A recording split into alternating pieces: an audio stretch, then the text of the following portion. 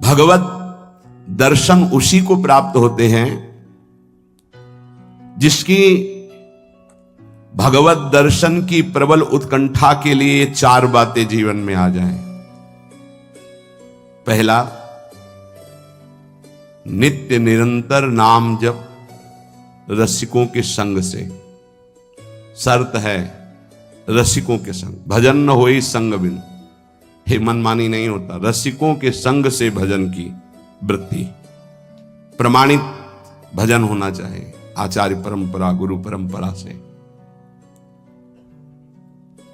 दूसरा, भगवद विग्रह को साक्षात भगवान का स्वरूप मानना। जैसे कुछ ऐसे भाव वाले लोग हैं कि अरे पत्थर पूजने से, धातु पूजने से क्या प्राप्त, क्या वहां भगवान है? कौन सा तुम्हें ज्ञान है भाई? कौन सा ज्ञान है?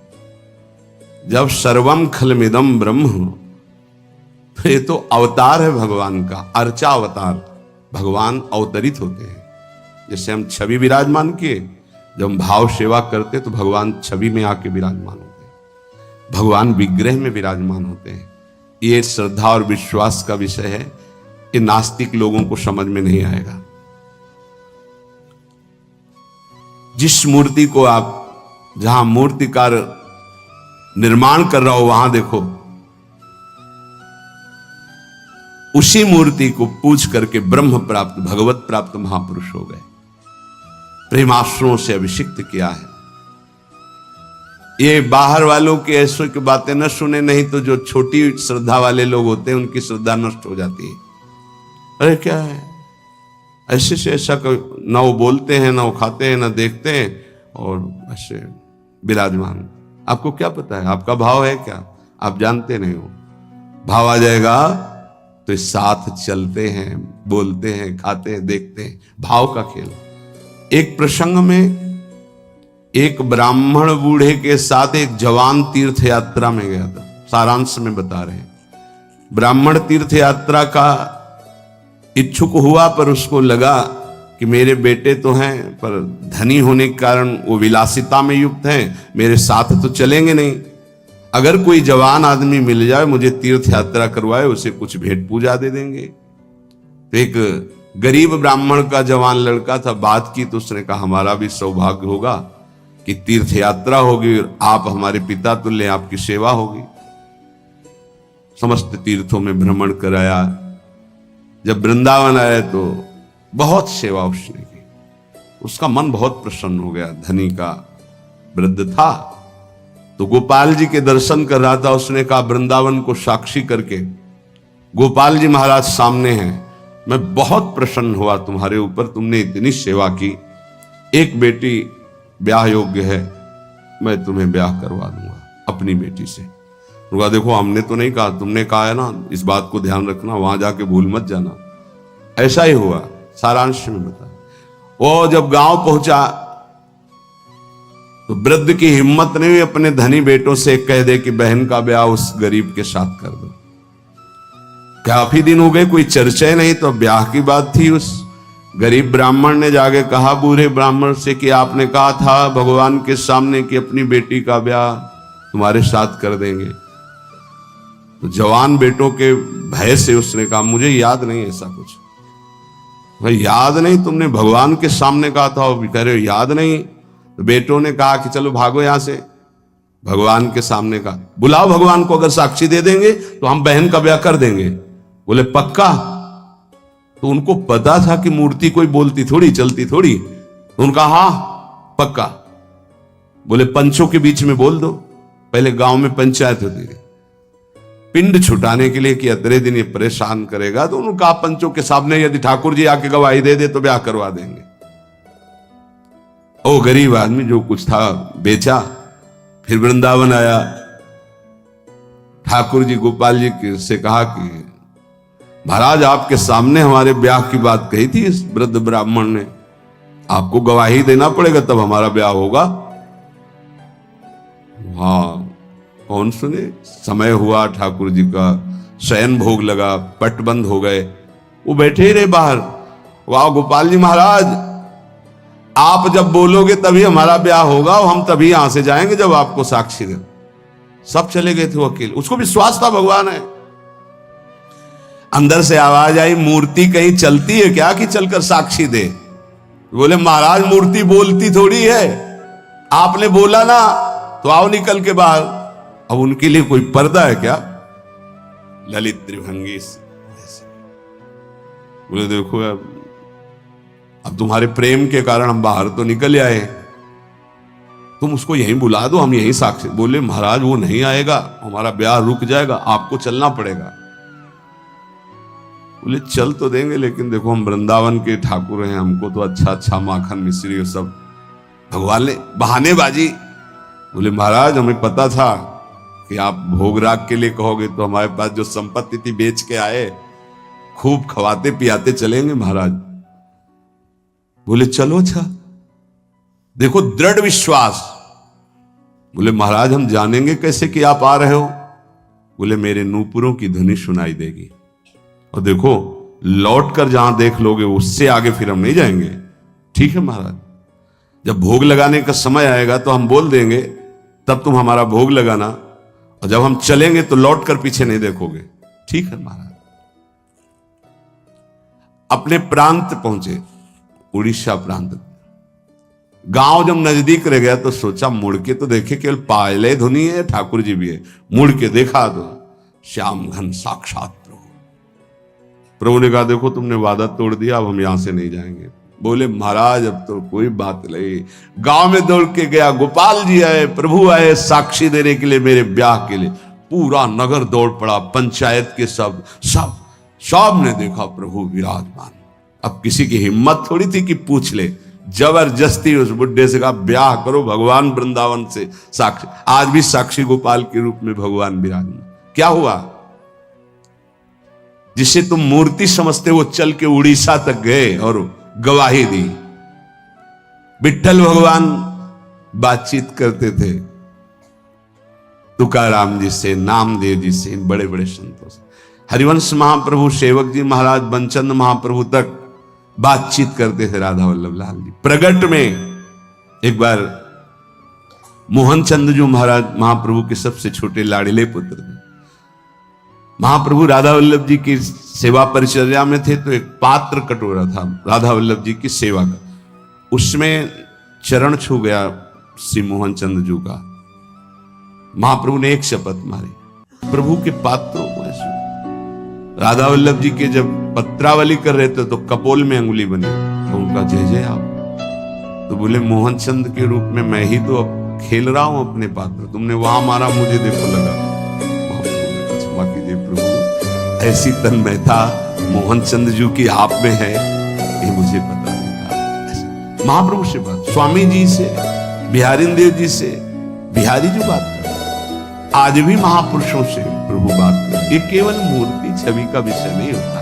ये अज्ञानी जीव जो है ये केवल तर्क विवाद में फंसे रहते। श्रद्धा में तर्क विवाद नहीं होता। ये तर्क विवाद जहां होने लगे, ऐसी कोई वार्ता होने लगे, श्रद्धालु उपासक को बिल्कुल हट जाना चाहिए। भगवत दर्शन किसको प्राप्त होते हैं? पहला, जो रसिक महापुरुषों के गुरुदेव के अनुसार भजन करता, नाम जप, मंत्र जप। दूसरा, भगवद विग्रह को साक्षात प्रभु मान करके, कहो सो कहां जहां प्रभु नहीं, जब सर्वत्र प्रभु है तब तो हमने प्रभु का श्री विग्रह, अर्चा विग्रह, ये अर्चा अवतार है भगवान का, इनको विराजमान किया, साक्षात मेरे प्रभु हैं। ये बाहरी दर्शन। तीसरा,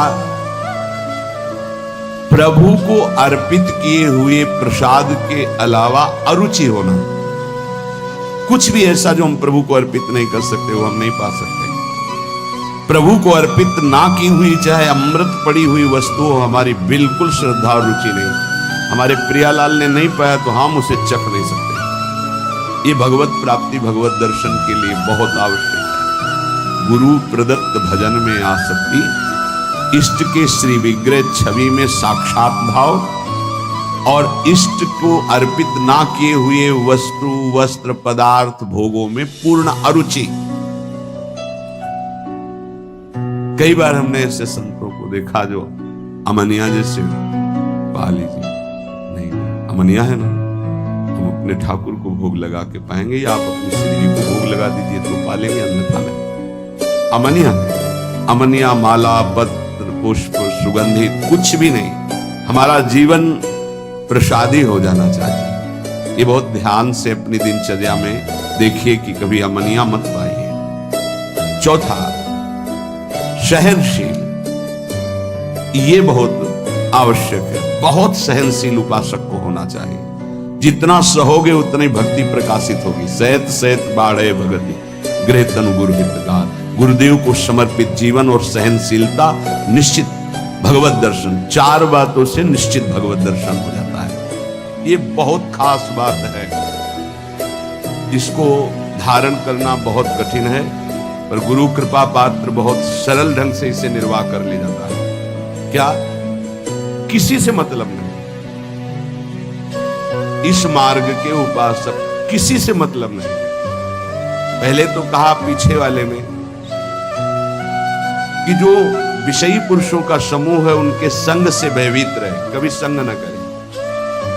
अब आगे वाले में महान संगा नाम किसका ये स्वरूप होता है?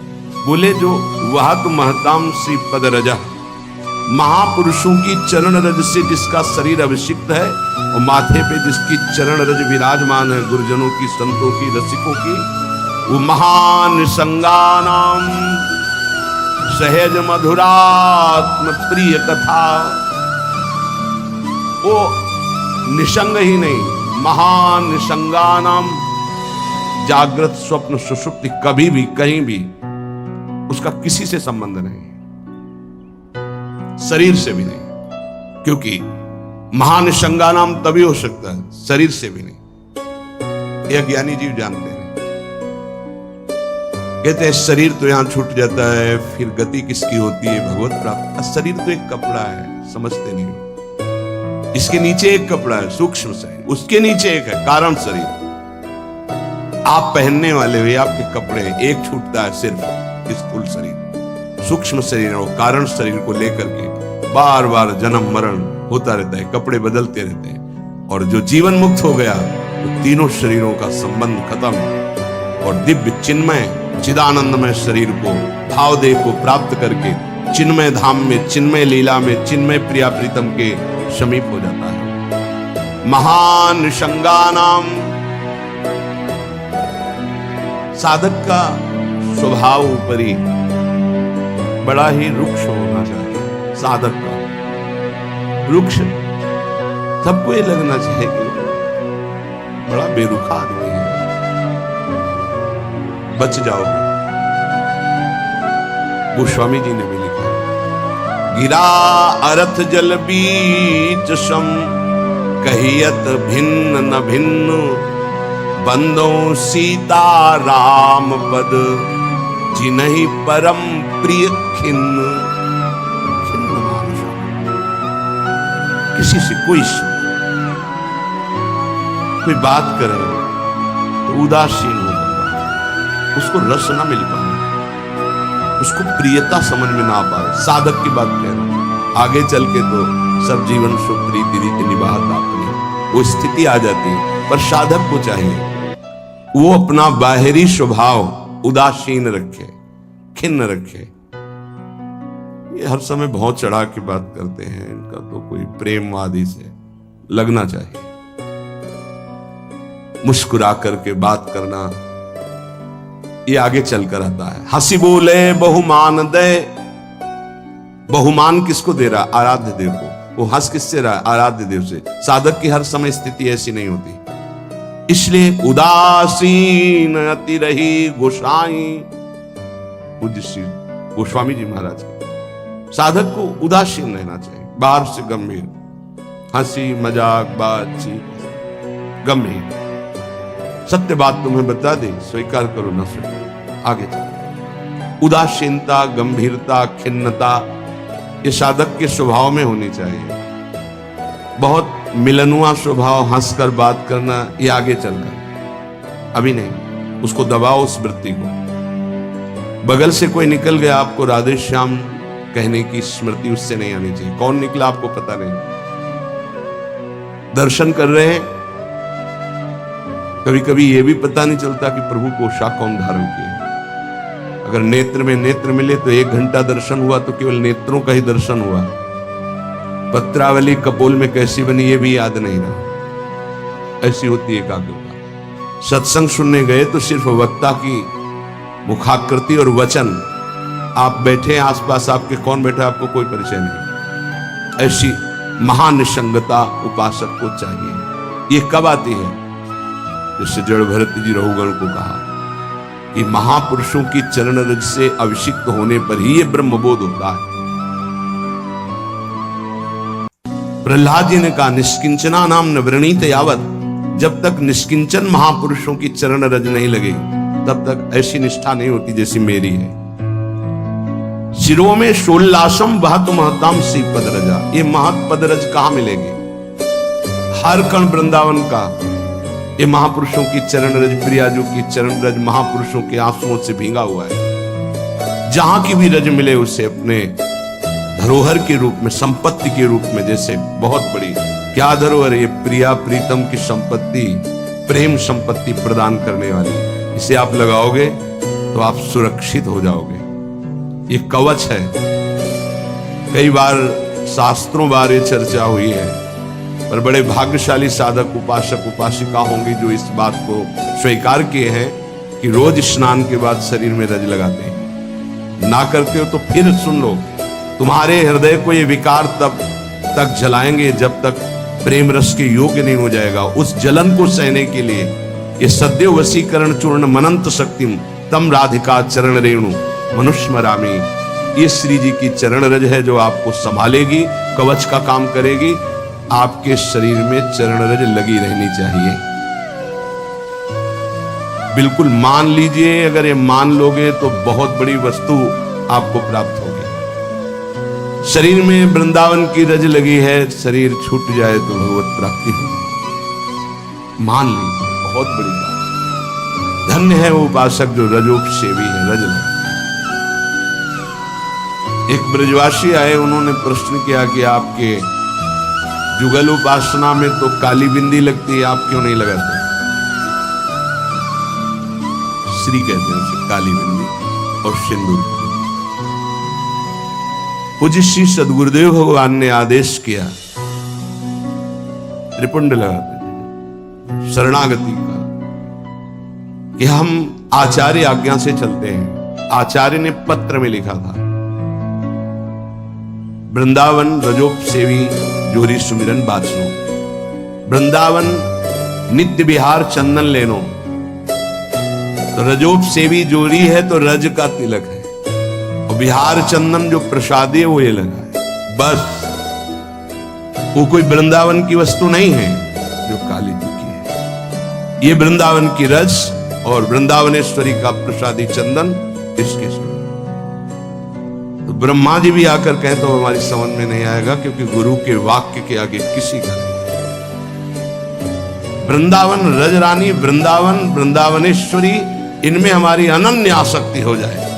जो लगाते हैं उनको प्रणाम है, और हमारी गुरु आज्ञा है आचार्य से हितजू महाराज। वृंदावन रजोपसेवी हरिवंश जोरी सुमिरन बाचनो, वृंदावन नित्य विहार चंदन लेनो, आज्ञा है, उसी का पालन।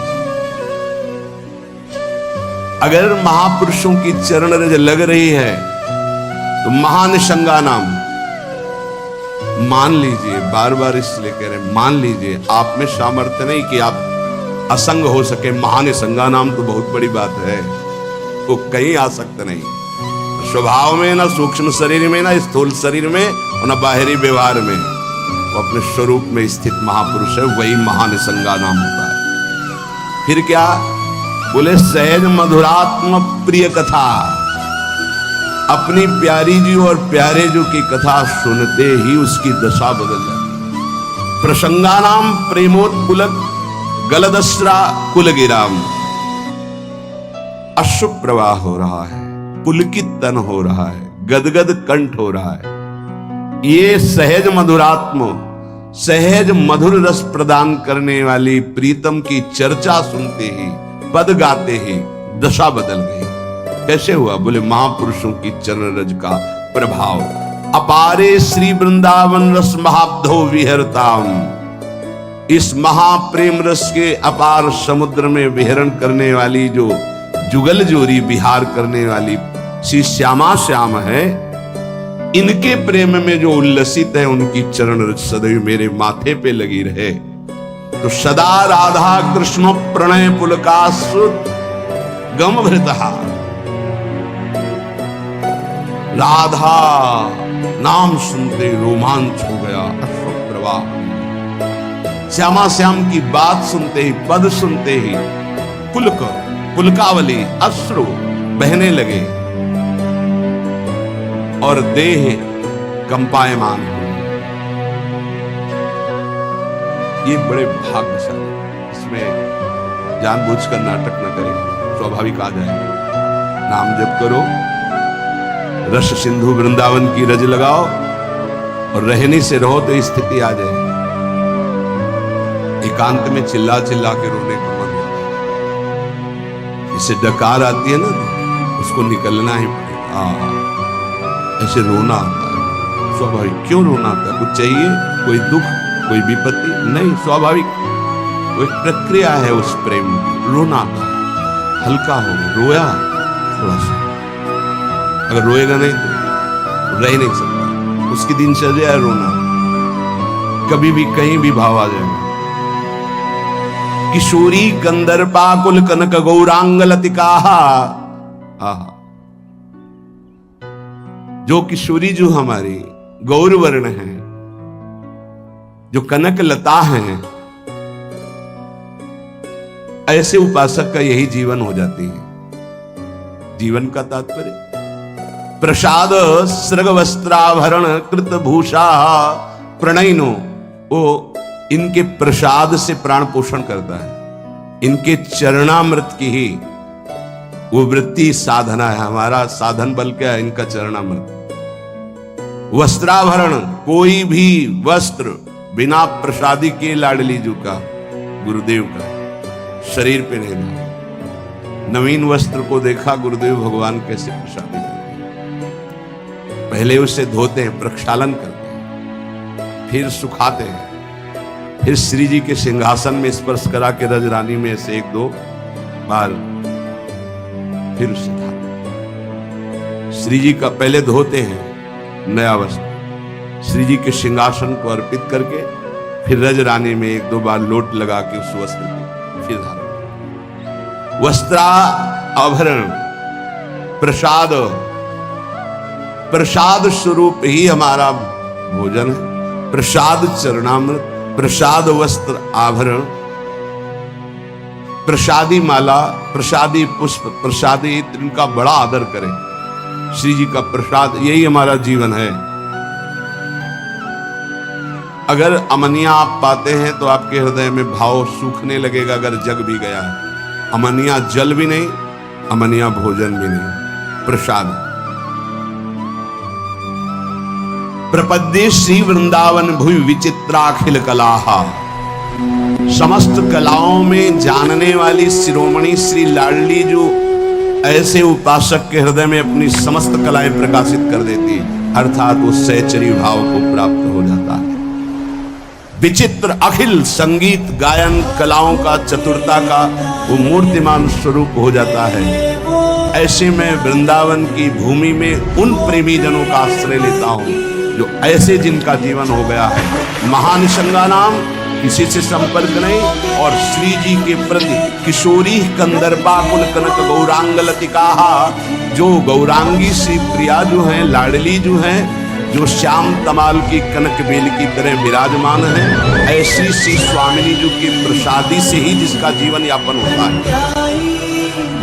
ऐसे में रसिकों को इस वृंदावन भूमि में माथा रखकर प्रणाम करके उनकी चरण धूलि माथे पे धारण करता और उनका संग करने की अभिलाषा करता। ये भगवान की विशेष कृपा है कि हमें ऐसे महापुरुष रहनी बता रहे। अगर प्रसाद का आप महत्व धारण करना प्रारंभ कर दिए हैं तो बहुत जल्दी प्रेम जागृत होगा। प्रसाद पर प्रसाद को दे रखिए, राग द्वेष उस पर न रखे, ये पदार्थ नहीं खाना है, ये पदार्थ अनुकूल है। प्रसाद में प्रसाद बुद्धि, न फल बुद्धि, न अन्न बुद्धि, न भोजन बुद्धि, न स्वाद बुद्धि, प्रसाद बुद्धि रखे। प्रसादी वस्त्र को प्राणों से भी अधिक प्रिय माने। प्रसादी माला पुष्प मिले तो हृदय में आह्लाद होना चाहिए। सीधे मेरे प्रभु ने प्रसन्न होकर मुझे प्रदान किया। दे कोई भी, लेकिन मेरी प्रियाजू ने मुझे प्रदान किया। एकदम आह्लाद, वही आपको प्रेम भाव मिलेगा। प्रसाद में भगवत बुद्धि बहुत ही पवित्र हृदय में होती, नहीं तो प्राय नहीं। प्रसाद देखते ही उल्कावली। महाप्रभु चैतन्य देव को जब वृंदावन से कोई भी प्रेमी जन जाते, गुंजा की माला, चार ऐसी वस्तुएं बार बार उनको हृदय से लगाकर अश्रु प्रवाह प्रसादी वृंदावन कुछ भी महाप्रभु